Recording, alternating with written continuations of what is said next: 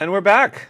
All right. That was a lot of fun. Back. Yeah. A lot of fun designing applications. Yeah. So we left it on that cliffhanger Yes. where we had some pretty looking pages, but they didn't kind of do very much. Right. Good alignment, and they're theme aware, so they work with the white background or the dark background, which, incidentally, is one of the most common causes of failures when you submit an app. There's nothing worse than app rejection. Yeah, it hurts. Yeah. It really hurts. It does hurt. So yeah, we're going to pick it up. If we go to the slides where we are. Are you finally going to throw a bone to the hardcore developer guys? You mean actually do some code? Yes.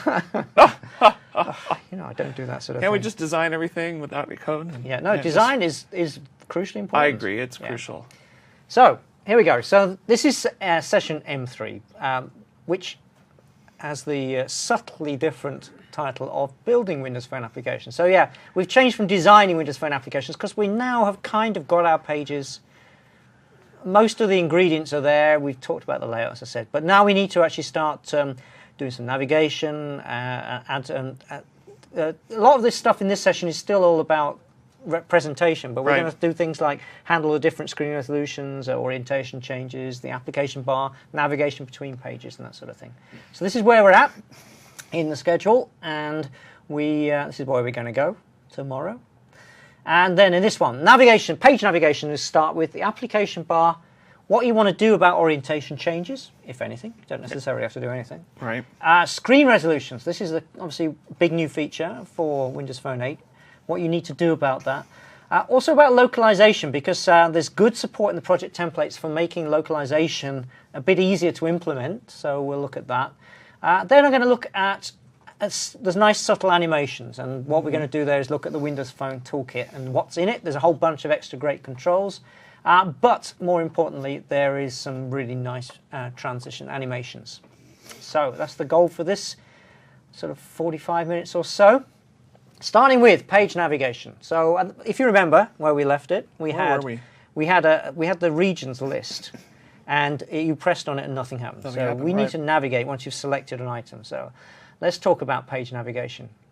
In fact, let's talk about frame and page navigation. So the frame is this top-level container control. And if you actually drill down into app.xaml.cs or .vb, you'll find a section that's collapsed by default, which is your total startup, the bootstrap logic for your app, if you like. Right. And the first object your app creates is a thing called a phone application frame.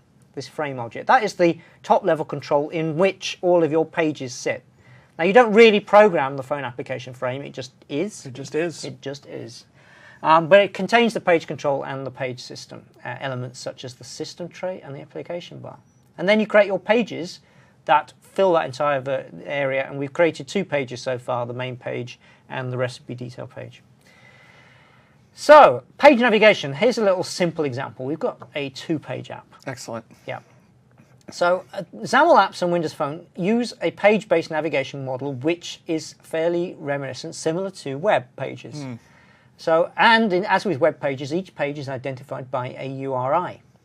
Now, this is important as well. Each page is essentially stateless. I said before we had that on navigated to, where you put your logic to set the page up. So really, you want to think of every page as being a self-contained entity. You put its startup logic in on navigated to, and and then when the user navigates away from the page, if they navigate forward, then they'll go to some other page, and navigate back, they'll go back to wherever they came from, and the page that they're just leaving will be destroyed. So, if you're going to navigate forward, this is a forward navigation. So we're going, in this example, you can see on the images there, we're going from main page, which has got a hyperlink control on it, which has the text navigate to second page. And when the user clicks that hyperlink control, the logic that's in that box there will execute. Navigation service.navigate. So every page can access the navigation service, which is a kind of app-wide service to navigate. And you give it, the parameters you give to that navigate is a URI. You give it a URI, which is the destination page, and then you need to give it a URI kind. There's actually 3 URI kinds. Absolute, which typically means an HTTP absolute URL out on the internet. There's relative, which means it's relative to the root of the application, so that's the one you typically use inside your app. And then there's one called URI kind.absolute or relative, which kind of covers all the bases, really. Yeah. Excellent. It just figures it out for itself based on the usage. So Oh, you like that? Yeah, there you go. So that's the simple navigation. So now we're on the second page, and there's a button on it, as you can see, which has the text in it. Navigate back to main page. That's a button, incidentally, in case you haven't realised, a square thing there. Yes. And the user could click that button, and we can simply go back. So there's a page history stack at work here. So we started on main page, and then we navigate to second page.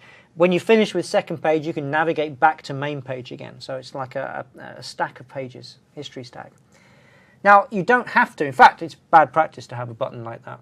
Really? So it is. It is, really. So because on other platforms, the developer actually has to put some kind of icon with an arrow going back to get back. Yeah.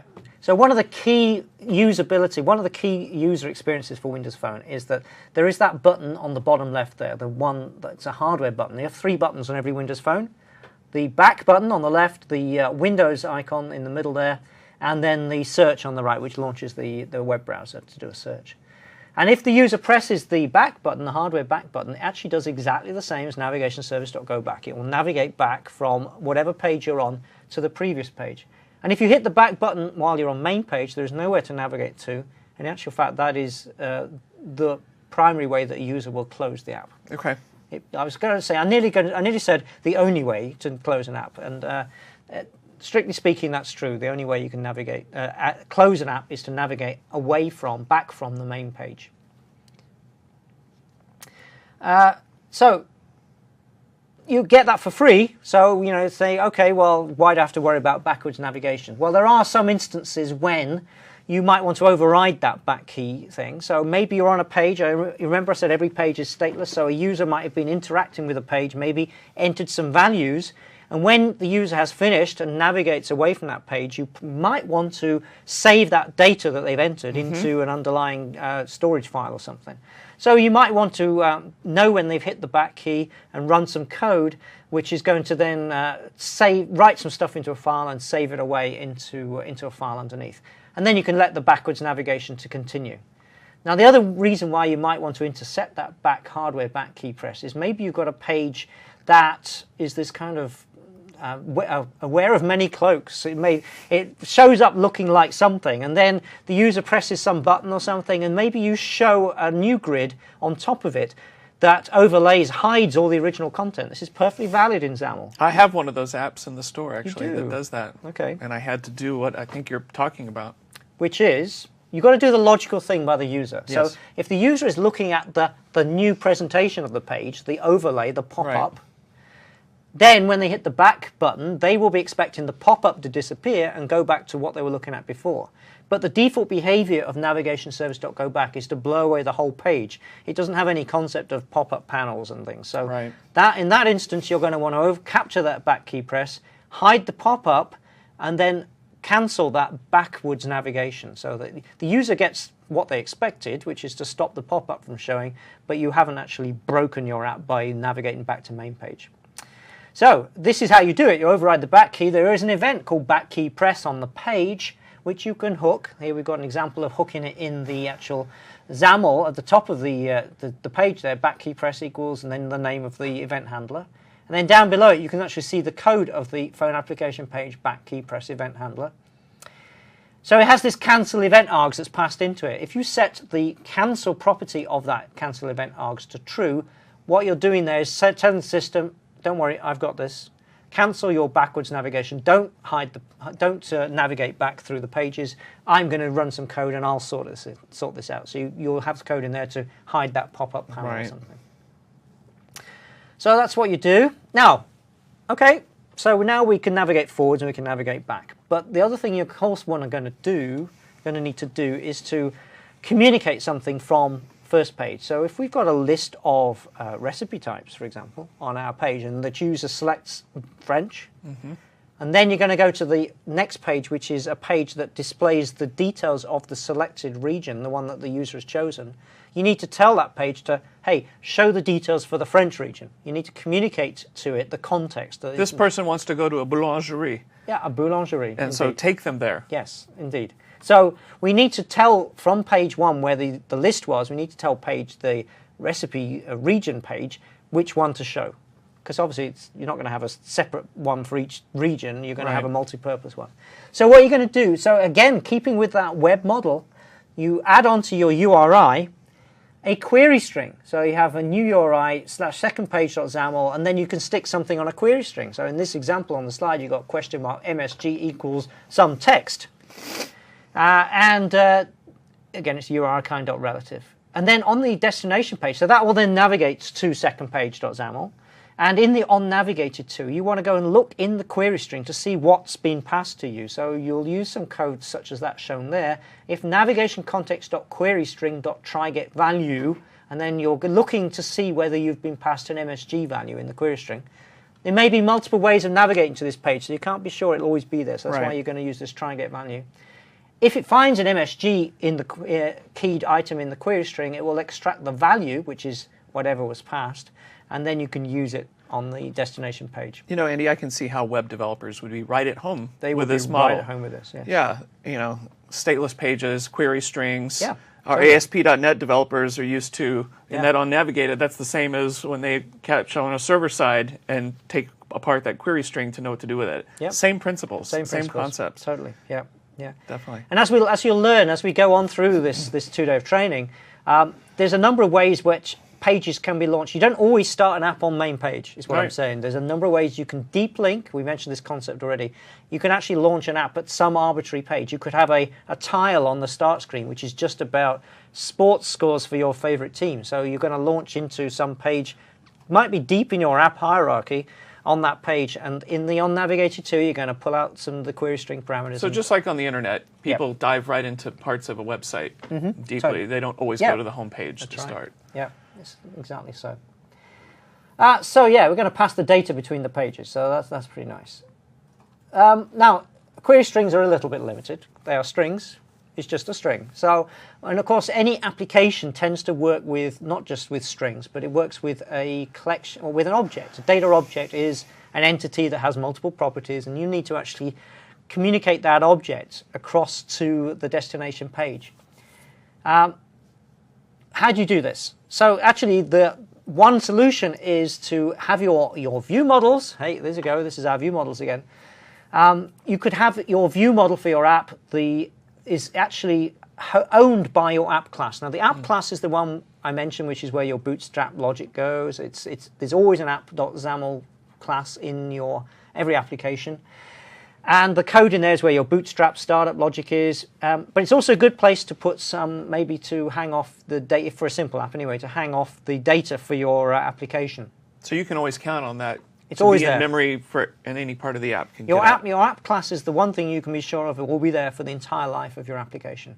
It's global to the whole app. So that's your data collection. That becomes the collection of all your data objects. So our collection of recipes in this Contoso cookbook that we've been working on. Okay. And then so what you're going to do in the query string is when the user has selected a particular region, you'll pass the ID of that region in the query string. And then on the destination page in the onNavigated to, you can extract that ID. So here we're passing the ID of the selected item in the query string. And then in the, it's not there, okay. And then in the onNavigated to, on the destination page, you'll pull that out and query into the collection of objects which is owned by the app class and, and show the right data. So this app class is like some kind of static singleton kind of thing that anybody can, that's great. Yeah. So that's one way of doing that. There's other ways, of course. Sure. But, and this, the pictures there you can see on that slide is I've mentioned this a couple of times, the second project template. When you create a new project, there's the data-driven template. Right. You just create one of them and study how it works. That's exactly what this does. It's a great way of figuring. It's a good learning tool. Just using the template. Brilliant learning tool. Just take a look at the generated code. It's simple, and you'll understand what's going on. Right, so we're going to apply all this to the next iteration of our application. So here we go. We left it in this limbo. Here's our beautiful list. Isn't that a lovely list? But which doesn't do anything. So we'll close that and move on to the next one, which is not much changed, but it does actually have the navigation embodied in it. So here we go. So if we look at the code now, for this Solution Explorer, our main page.xaml. Let's go and look at the code behind for that. when the user selects an item from that recipe list, we are here, list groups.selection, changed. This code executes. A bit of defensive programming makes sure, because this selection changed event fires when nothing is selected. So you can check for it not being null, because we don't want that would break. And then we navigate to this thing called group detail page, and we put into the query string ID equals, and then we pass the unique ID of the recipe that's been selected there. And then if we go and look at group detail page, in the on navigated to, we here's the stuff. If the navigation context query string contains ID, we find that group, app.recipes is in our app class. There we go, it's hanging off our app class. And then we set the data context of our pivot to point at that group. And we've applied similar logic through the rest of this thing. So now we will get, just starting this up in the emulator, we can go to French, and it will go to French. Woohoo! It works. And then we've got a list of recipes, and we can select bouillabaisse, and it goes to bouillabaisse. Excellent. And there's our nicely laid out page that I'm ready for lunch, I think. Yeah, unfortunately we're not quite there yet. Okay. And there's an ingredients list on the second pivot, so it's all coming together. And I can hit the back button here. It's going to go back from the recipe where we were, back to the previous page, which was the recipes list, this French regional one. Not very meaningful text there, some Latin has crept in there, so we've still got some work to do. And back again, and we're back at the main page, and we could go to a different one. I'm not going to go back again. The app closes. So there we go. Perfect. Perfect. All right. Good stuff. Good stuff. Next. What do we want to do next? So we want to add some additional options onto some of these pages. Right. Now, when you want to offer kind of actions on a page and that sort of thing, or if you want to offer a navigation that's not from a list like that, you want to offer some different things, or maybe an option to take a picture. In fact, we have got that in this application. So the Contoso Cookbook, we're going to want to add a button on so that the user can, when they're creating their own, we're going to sort of start to creep in a bit of social networking features into this app. So that's just like you to do that. It's totally needed. So when they have created bouillabaisse or whatever, and they pull it out of the oven and it's a beautiful looking thing, they can whip out their phone, take a picture, and say, I made that. And it will store it in the users. We're going to have another pivot where they can store their photos. So that kind of user options, we will use an application bar. So back to this is our anatomy of the page again. The application bar is where you can put buttons for the most common task. It appears on the bottom of the page. And you can have up to 4 buttons, or you can have a number of textual menu items underneath as well. So use up to 4 buttons. Don't feel you have to use them all. Right. And if you swipe, the user swipes at the bar, they see the little ellipsis there on the application bar down there. If they swipe that up, you can see textual menu items as well.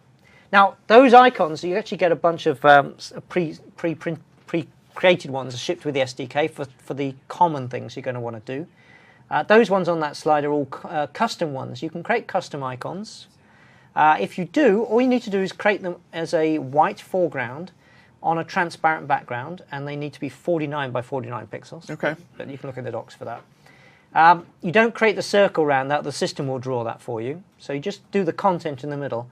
Do it on a transparent background and make it a white foreground, and it will automatically make that theme aware. So if the user has chosen the white theme, it will actually draw up your custom icons in black on a white background. So you don't have to supply 2 sets, which is pretty nice. And this is what the XAML for an application bar looks like. Here we've got, in our phone application page, got application bar. We've got 2 icon buttons in there and 2 menu items. So each application bar icon button, as you can see there, has a icon URI property, which points to the actual image. And we have a search button, which also points at an icon URI to another search image. And you'll see that they also have a little bit of text, because you have to have a little hint on each application bar button, in case your icons, God forbid, are not intuitive. And then you have a click event, so that when anybody actually interacts with that button, you run some code. Similar for the menu items, but of course there's no image associated with them. And it's quite cute in landscape format. The application bar paints up on the side of the screen, which is nice because we've got kind of in that orientation, we've probably got space to spare on either side. Whereas if you were to keep it on the bottom, you'd be taking up too much valuable screen real estate. And you get the icons rotate very nicely into position when the user switches the phone from portrait to landscape and back again. And if the user swipes the application bar out, this is what it looks like. You see your menu items, and that tiny little word next to it is actually the hint, which you won't be able to read. But obviously on a real phone, you'd be able to read what that hint was, a short little word.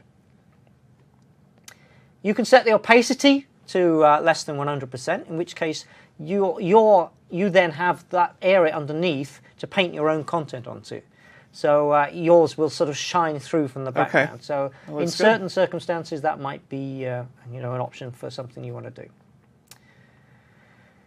This was one of those things that you always used to have to design in Blend, but you can now do that in Visual Studio as well. So that's another thing where they've added tooling to Visual Studio to make your life easier as an application developer, because it's one of those things that doesn't need to be in Blend. You can do that. It's something that people are always sort of working with. So let's have a quick look at how that works in the Contoso cookbook. That's good. One of our MVPs, my mobile MVPs on Twitter, is just commenting that they are so glad that they've already had lunch, because this whole demo with the recipes, I can see how it's getting people really hungry. Yeah. So those of us over on the West Coast, yeah, you're right. It's kind of tough, and we've got a ways to go yet. Yeah. We did start early here. Luckily, I had my breakfast at 5-something in the morning, so yeah, we're just fine. Actually, I didn't get any breakfast. Oh. Yeah, it's like Redmond this morning was shut down when we came into here because we started at the early hour for Pacific Coast of 7 a.m. Trying to make it as good for many time zones as possible. Yes. Right, we're in Visual Studio, and we have got a... let me just figure out what it is I'm supposed to be doing here. Okay, what is it you're supposed to be doing here? What is it I'm supposed to be doing? So... I think you're going to design an application bar. I am going to do that. I'm going to go do it on the recipe detail page, our old friend. So here we go. Here's our recipe detail page. Now, in the we can select. Just make sure the page is selected. I'm just going to bring the properties window up here because this is actually the easiest way of creating one. When it loads, here we go. And select the page, and you'll see here there's actually an application bar entry in the properties. I can new one of these guys up, and it will create me an application bar in the XAML. I'll show you that in a minute. I'll just show you that now. Which is, here we go, nothing in it as yet. Back to our properties. And then we can go in and create some buttons. So let's create some buttons in here. Let's add ourselves an application bar icon button. We can navigate. Let's go and have a look at the collection of icons that are offered for you that are default in the SDK. So we can choose any of these. Camera, why not? Let's have a camera, and you have to give it a little bit of a text hint. So we can go photo like that, and we can OK it. And you could create a menu option. So menu, we could add a menu option. So you just put text in for that. I'm not going to do that.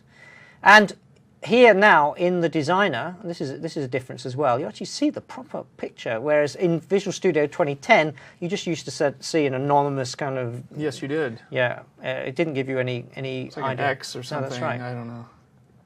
And of course, in here we can go and create a click event, which you could do either directly in the XAML. So we can go and type in here and say click equals, and then a new event handler. And now we can navigate to that event handler and go and put some code into it. Here we go. So then you've actually put the code, so we might start the camera, for example. Now, to save time, I'm going to not going to actually code all that up. Let's just go to the finished version of this. And we don't want to do that. And it is our finished version,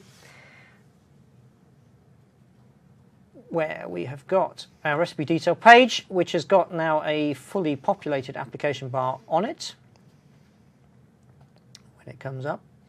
And we're going to run this version in the emulator, which just adds a little bit more of the standard. So application bars are completely the way you want to do offer common uses. And of course, application bars are also, there we go, we've got our camera thing on there. Application bars are very present in Windows 8 apps Windows as well. 8, yeah. Swiping up or down. That's right. The difference between ours and the Windows 8 ones is that you have to swipe on Windows 8 to make it appear. On the whole, you can programmatically show them. Sure. Now here's our main page. You notice this one application bar is actually minimized. It hasn't got any buttons. We've just simply got an about page on it. And we've got an about page. Woohoo! There we go. We can go back and we can go off to any recipes. We can navigate to our recipe now. And there we've got we can take a photograph. We've just created our beautiful, there it is. Isn't that the most wonderful, whatever that was that you saw? It was lovely. So we can capture that for posterity. And there is our Zara zipful. And is it Oktoberfest? And there's our picture. So we've now enhanced our app. Yeah, could be. Could be. Yeah. So now we've enhanced our app to allow the user to store their own pictures of their recipes. It's all some nice stuff coming into this application. People are going to love doing that. Yeah. Yeah. And there's the application bar button. So you see the little hint. You can get to the about page from there as well. Right. Good. So that's application bars. And moving on. Right, let's talk about screen orientation changes. So this is not something you actually have to do. At the moment, we don't have any support for orientation, for landscape orientation in this. So I have to stress, not all applications need to support landscape orientation. But if you want to, this is a nice thing to do. There were some phones, I don't know if there's any on the market at the moment, that had a hardware keyboard that slid out the side of the phone. Now clearly for those, you're going to be using it when you're entering text. You're going to be using it in landscape orientation. So if you've got any text entry pages, it may well be worth supporting landscape on those particular pages, just for those users who have any of those phones. I'm not sure there's any on sale at the moment, but there could well be in the future. So being prepared for that is a good idea. Now, if you want to do that, again, this design tab, we've got help in Visual Studio and in Blend. You can actually change the orientation of the designer so you can see what it looks like. And all you need to do is, if you want to support both portrait and landscape, you change the supported orientations element in the XAML at the top of the page to, you'll see that by default it's set to portrait. You can change that to portrait or landscape. But, and that will be enough actually to support landscape. Right. Which might be sufficient, but as you can see here, this particular one doesn't work so well, because on the left you see there's the portrait, which we've designed, and that works pretty good. Now if you just leave it and just change that tag and support landscape, yeah, it works, but actually what you end up with is something that is not usable, because you can see there we've got the image. Underneath there, you remember that scroll viewer where we've got the directions? Yes. It's now shrunk to one line of text. So not very usable. That would be kind of tedious to scroll one line up and up and up in order to see what actually the directions are. So what we need to do is think about this a little bit and maybe change the layout for a landscape. Andy, I'm having flashbacks to adapt your app. Right. Remember that? Yes. Yeah. And the what was that, Client Software Factory or something? The mobile client software factory. Yes, where you could design things when they're on the side and. So it's important today, just like it was back then. It's always been, yeah. No doubt about it. Yeah. So we can do this. Actually, in those days, it was kind of hard. It was. With XAML, it's much easier. Especially if you were designing for the O phone. That was extremely difficult. Who remembers the O phone? Does anybody remember the O phone? That landscape of design. Yes, remember. There's nothing landscape about it. No. It was circular. And you could get O mail. Yes. Anyway. Moving on. Yeah, so grids are your friend here. So remember we've used a grid to lay out our portrait. In actual fact, we have 4 rows on our grid at the moment. 4 rows. And all we need to do is actually add a second column to it. So, but in portrait, there's nothing in that second column. And if you size things as auto, remember I talked about auto, it sizes it just enough to hold the content you've put in it. Right. So if there's nothing in it, auto means 0. So it has 0 pixel width. And the other one, the other column 0, has a width of star, which says basically, okay, take everything that's left after you have sized any explicitly sized columns. So So there's nothing in column 1, so column 0 gets all of the width. So that's cool. And then when we move to landscape, then what we're going to do is basically shift the directions out of column 0 and stick it away up into column 1 and actually move it from row 2 up to row 1. And then you'll kind of get this layout, this new layout there that you can see there. Now that, again, you see that third row, if you count down from the row definitions, we've got the top one is a height of auto, which is just the name of the recipe. The second one is explicitly sized at 240. The third one has a height of star, and the fourth one has a height of auto, which again is sized that's sufficient to hold that prep timeline. So it basically means that star gets everything that's left, and it's going to shrink to 0 because there's actually nothing in that particular row. Now, what you need to do then, how do you shift stuff from one cell to another? Well, you can do it in code. There's other more fancy ways that you can do this in Blend, but this is the simple way of doing it. So you just you can hook the orientation changed event, subscribe to that event, and when the orientation changes, then you just simply move that direction scroll viewer from one cell to another. And let's show you the end result of that. Back to the demo machine.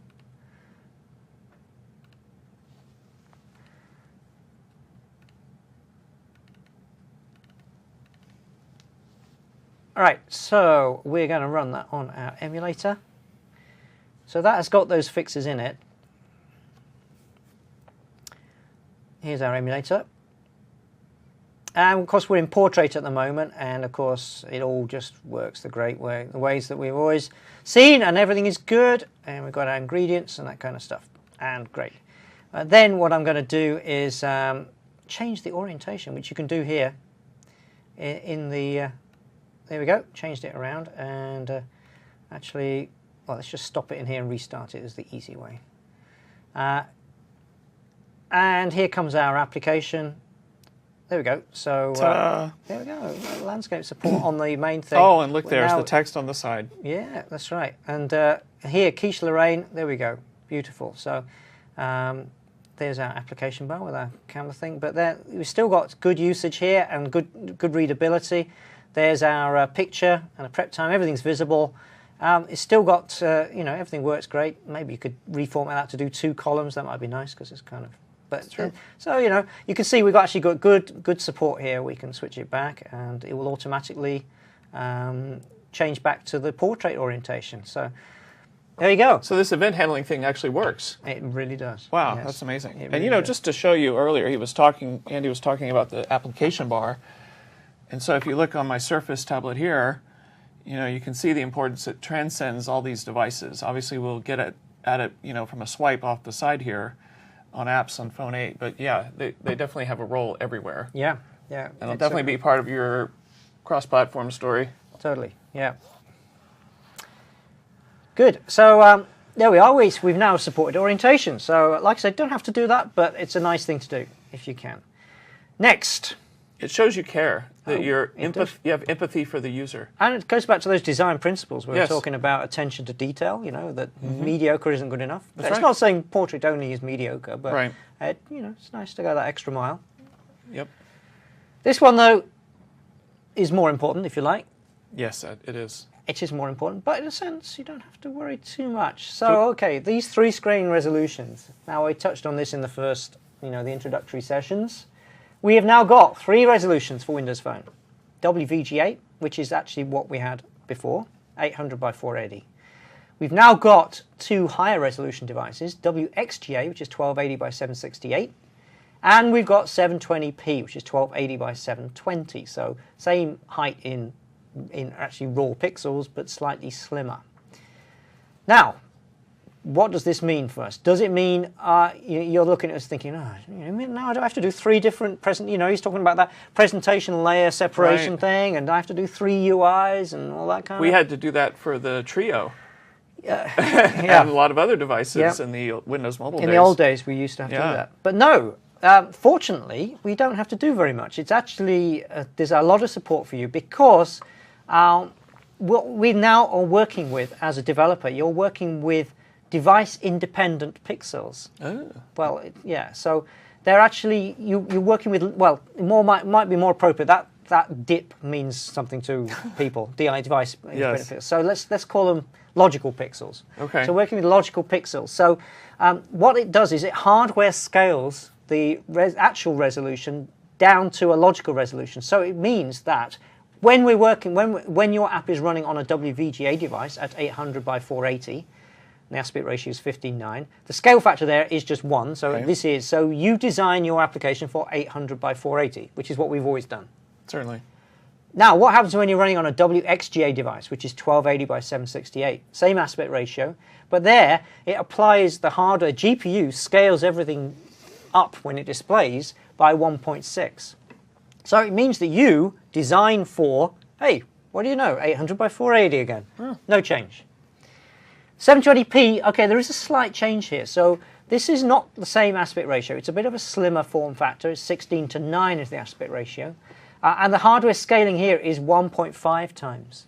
So what this actually means is, after it has been scaled, the logical size of that screen is slightly higher, but the same width. So you're still working on 480 pixels wide, but you're designing to 853 high. So, okay, that's the only one that we're going to need to actually do anything specific for. So there we go. Actually, pretty similar now. 800 480, 800 480, 853 480. Now, what can we do about that other one? Let's go back again. That 853, that extra 53 pixels. Well, you could ignore it, and then you get some banding, but that's get some weird, attention to detail kind of thing. We don't really want to do that. So you're a mediocre guy. That's a mediocre guy. That's accepted the mediocre. We don't like that. Right. So actually, again, here we go. This is where our grid layout, our fluid layout that we've been doing here, is the answer. Because if you've got a star row that's sized with a star in there, it's basically use whatever height you've got left after you've laid out everything else. You can have multiple rows with stars, and they could have a multiplier, and it just divides it up between the star ones. But essentially, the principle is it's use whatever's left after you've laid out everything else. So now, this is we can take advantage of this, and inadvertently we already do it, because the directions there has got is already a star height row, purely by accident, actually by design. Directions row is star, so it gets everything that's left. So it will use up the space on the 800 by 480 ones, the WXGA and WVGA, and on the 720p. The other ones don't change because the recipe name and the picture and the bottom bit all stay the same size, but the star size row will just grow to take up that extra 53 pixels. So it's beautiful, so that will just work. Now, okay, you're thinking, okay, so what's this nice resolution, these high resolution phones for then if we don't have to do anything? Well, what you do with actual images to support these high resolutions is always size them for the highest resolution. So this is talking about image assets. So size them for a 1280 by 768 screen. Then when it shows on a WXGA phone, it will use that beautiful high resolution image. Right. Then it will automatically scale them down on WVGA phones, and it will still look great on the 720 pixel, which is pretty similar resolution to the WXGA. So you can just supply one image and it will be used across all resolutions, and scale it for the highest resolution. But if you really want to, if you want to be pixel perfect and you want to supply images for each of those 3 resolutions, you can do. Just include all 3 images in your project, and then in code you can get the application.current.host.content.scale factor property, and that will return you 100 for WVGA, 160 for WXGA, and 150 for 720p. So you can figure out what phone you're running on, and then use that information to load the appropriate image in at runtime and show it. So you can do that. Splash screens, well, actually you don't need these guys anymore. Yeah, I heard that you don't need those anymore. You could actually still show us a splash screen, but these days you're probably going to have to put some code in to make sure it shows for a bit and actually delay your app startup. But if you do use a splash screen, then again, size it for WXGA, and it will automatically be scaled to the other ones. If you want to be pixel perfect, then use the naming you can see there. Although notice, rather weirdly, it will use the right named one, but you still have to include as content in your project a default name splash screen image.jpg, because that is the switch to the runtime to say show a splash screen. It's kind of weird. The logic goes, have I got a splash screen image.jpg? Yes, I do. Oh, and do we have an actual resolution specific one? Oh, I'll use that instead. Yeah. So that's how it goes. So again, talking about other graphical assets, application icons and tiles. Obviously, we're going to talk some more about these kind of things. Application icons, again, scale these for WXGA. And these are the resolutions you need to create for the application icon. It's 100 by 100. For the 3 different tile sizes, we touched on these. You can have small, medium, and large now. Those are the sizes you need to create those images for. If you simply upgrade a Windows Phone 7 app, it will scale them up. So that will be taken care of for you. Actually, I'll show you that later on, because I want to move on. Okay, good idea. Try and keep the pace going here so we can try and get back on schedule. So, did you just say schedule? I'm in the US. I know. I'm sorry. Schedule. Right. Thank you. Thank you. I kind of get stuck mid-Atlantic when I come over here. So some things come out as British and some things come out as American. So okay. Sorry about that. But now that we've added UK English to Phone 8, I think it's okay for you to speak properly. Thank you. All right. All right. I'm here for you. All right. If it was a Phone 7 demo, you would say schedule. Yeah. All right. Okay, so yeah, we touched on this. We've got loads of great language support. And the new project templates have great support built right into them. So I've some of you sharp-eyed amongst you may have noticed some files in the Solution Explorer like localized strings and appresources.resx. And what's all that about? Because this doesn't change anything. This still works the same way it used to work on Windows Phone 7, but it was kind of one of those hidden secret sort of things, and you had to implement all this yourself, whereas the kind of plumbing for doing localization is built right in now. I think this is critical, having it up front like this. Yeah. How many projects have you seen people do, and they do localization after the fact? They bolt it on. Yeah. They forget about it. Sure. So what you've got is this localized string, which is just a class that provides data binding support really for strings that are in resource files. And you need to define, so here we've got an example of data binding the application title to a resource, a string resource called application title. So it's now coming out of a resource file rather than being hard-coded to Contoso Cookbook. So this is a good thing, although Contoso Cookbook could be changed to Contoso something else, some other language, yes. Yes. And then you need to go in and add, you can go into resources and tick which support languages you're going to support in the app manifest, in the GUI designer for your app manifest. And then you need to go and create your, I've lost a slide here, that's kind of weird. So I was looking for the resources. It's really disconcerting. It's gone, that's right. Sorry, yeah, okay, it's missing. I'll show you in the demo in a minute.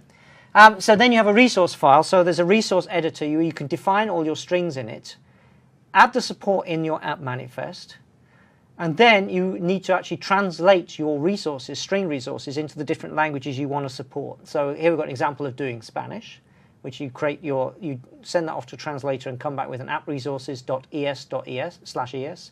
And there's the German example. You need to define the default language, which is the kind of fallback language if the user's own selected language on the phone is not supported by your app. And again, I'll show you that one at the end. Oh no, we're on to Toolkit. So let's show you that now. Let's go to the demo machine.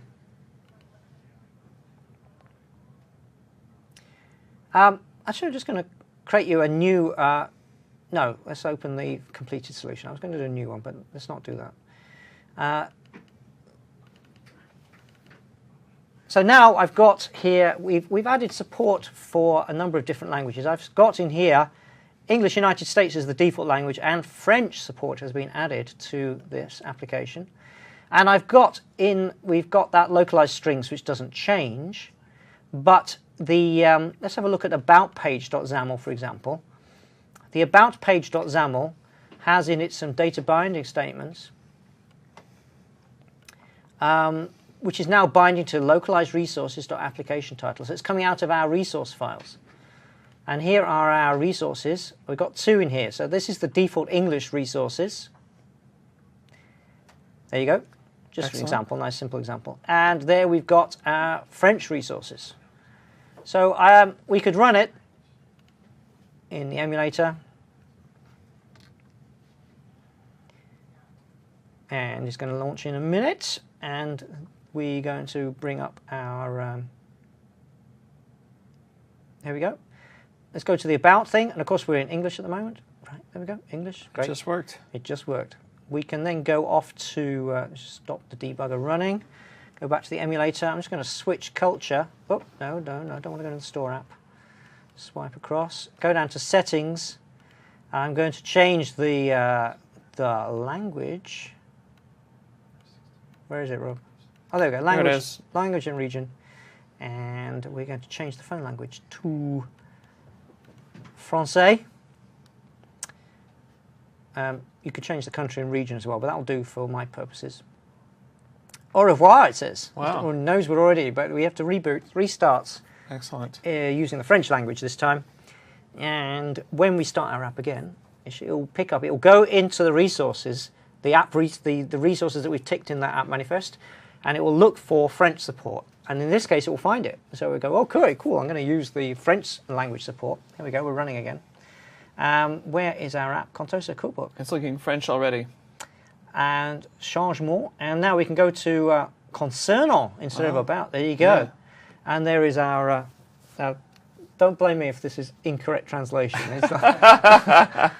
It's to illustrate the concept of this. You got this? So it may be correct. You have to look over your shoulder the next time you're on the Eurostar. Yeah, absolutely. Yeah. Cool. So there we go. And it's nice and easy. Now, like I said, it's built into the project templates. Right. So the last topic in this session is all about the add-ons we've got in the Windows Phone Toolkit. Excellent. So the Windows Phone Toolkit is formerly known as the Silverlight Toolkit, and it actually comes out of the Windows Phone team, right? Just the same as the SDK does.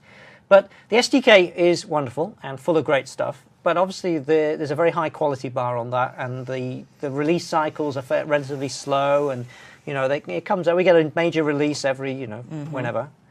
But there's a whole bunch of stuff. The Windows Phone team are just a hive of creativity and activity, and they've got so much stuff they want to share with us. So they actually need an out-of-band way of releasing that stuff. So there is this thing called the Windows Phone Toolkit, which is their way of releasing a whole bunch of stuff, which gets refreshed every 3 months or so. Something like that. Yeah, you get new controls and that sort of thing. You get all the source code. So it's a great resource for finding out how Microsoft themselves writes custom controls, because you can see all the controls that are in it. Oh, that's great. And it allows them to do interesting stuff. The long list selector came out of this. It came out of that, right. Yeah, and there's loads of great stuff in there. How you get it? It's on, well, you can go to Codeplex, but here you get the source code, which is also really the primary documentation source, because there is a sample application. Right. There's not much documentation for this, has to be said. They didn't bother writing much. Is there a new way to get this stuff? There is a new way. So that bullet there says no MSI. So there's no installer on here anymore to go and get it. So download this and build it to build the sample application, so you can see how to use the controls. Right. But the way you're really going to get this is on NuGet. So NuGet is a package management system, which it's automatically integrated. It's already integrated into Visual Studio 2012, including the Express editions. This is new. I love 2012, and NuGet is brilliant. It is. Yeah, and it allows you to add libraries. So it goes off to the cloud, and there's a repository on there where developers can ship up their packages. And the phone team uses this. Microsoft uses it for shipping a lot of stuff. So on NuGet, you will find the Windows Phone Toolkit, and you can add it to your projects. Now, there's a whole bunch of controls in the Windows Phone Toolkit. In actual fact, what I'm going to do is show you on the emulator the controls, because it's more interesting than the rather boring slides in the deck. So if we can go back to the demo machine, here's my emulator, which is still in French, but that won't matter. And I'm going to just go and find, I've got running in the background here. Here is, there's a tool you get in the SDK called the Application Deployment Tool. This is what you can use if you're working with a team and somebody ships you a Zap, say, hey, try this out for me. You can install it onto an emulator or a developer unlocked phone. And we can browse to go and find a Zap file. And I've actually got the Phone Toolkit sample Zap here, which is the Zap file for... very convenient. I just happen to have that ready. Yeah. We can deploy it onto the emulator. And there's that emulator's popped to the surface. It's deploying it onto it. It is complete. So if we now, no, not that one. Then down here's the phone toolkit sample. We can run it. And this is the sample application. So you can see all the stuff. There's interesting custom message boxes on there. So there's a message box with a checkbox. There you go. So that's nice. So examples of all this thing. Message box with a list picker on it. Oh, how cool is that? So this is stuff you don't have to build because they've done it for you. This is brilliant, reusable stuff. And then you go back to the thing, and let's see. Date and time pickers. Rather weirdly, do you remember the date time picker? It was kind of missing from Combat Frame 1. Yes. It's here, is in the Windows Phone Toolkit. This is the custom, so this is the thing. So this looks like the built-in ones. And there's loads of stuff in here. I'm going to leave you to, I'll just pick another interesting one. Here's a hub tile. It looks like one of the built-in hubs. So you can create your own custom hub tiles. These do animate. There they go. Ooh, oh, that's very nice. That's very nice. So you can do all sorts of stuff. Now, the most interesting thing, though, is the transitions, and that's really what I wanted to call out. So there's a bunch of great controls in there. But if we go back to the slides, can we have the slides, please? And here we go. So a bunch of controls here. Go swiftly over those. Goes many more. There we go. But what's the most interesting thing in here is, one thing that's really missing from our app at the moment is that nice buttery smooth transitions, the nice animations. Our app is coming together. We've got good support for different orientations and resolutions, and it's pretty complete. But what it doesn't do is, as you navigate from one page to another, you don't have that nice turnstile page transition. Right. Support for that is in the toolkit. So what you do is you start by you need to comment out that frame object I was talking about. You remove that and replace it with this transition frame, which is in the toolkit. And then all you need to do, it's very simple, is declare the namespace up in the top of the page. So you add that XML_toolkit line, all that stuff into it. And then you just plug into the page, this is just boilerplate XAML. You just copy and paste that, keep it in a file somewhere, copy it in. I actually got this out of that sample application. Plug that into the page, and actually that's it. That's it? Yep. There's another one that's interesting as well, something called tilt effect, which gives a nice subtle 3D effect. When you press on a button, you'll see it sort of tilt into the page. That's what it looks like. That's incredibly easy to enable as well. Just set toolkit:tilt effect is tilt enabled equals true onto that page. You can enable it on individual controls, or you can just enable it all across the page. And you get a really, really nice effect on that. So just last demo, please. Open the project solution. So here's the transitions and tilt effect built into Contoso Cookbook. It's very simple to add. Here's our Solution Explorer. Here's our main page .xaml, and I'm not going to bother about the designer. What the important thing is, here's our toolkit. We've got the tilt effect enabled. And here's here's our boilerplate XAML. This is all the transition navigation in and navigation out transitions. Run that in the emulator and you'll see the difference. So it'll pop to the top in a minute. There we go.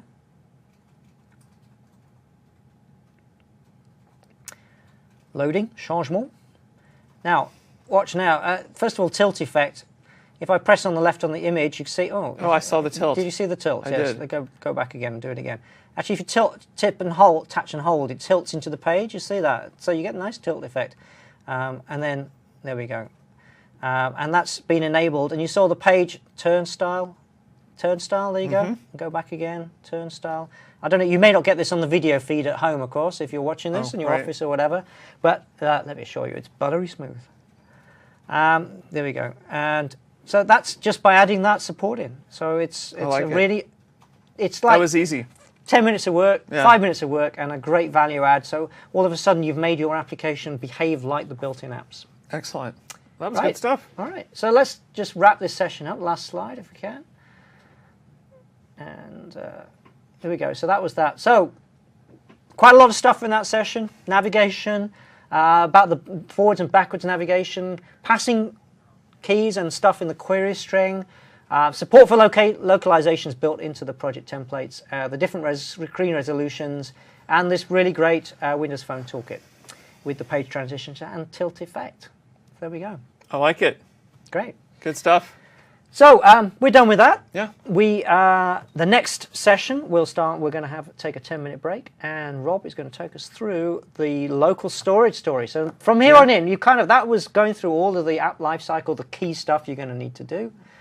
Here on in, we're going to sort of keep on adding value and digging into. That's why we're here, is to add value. We're here to add value. We're a value add.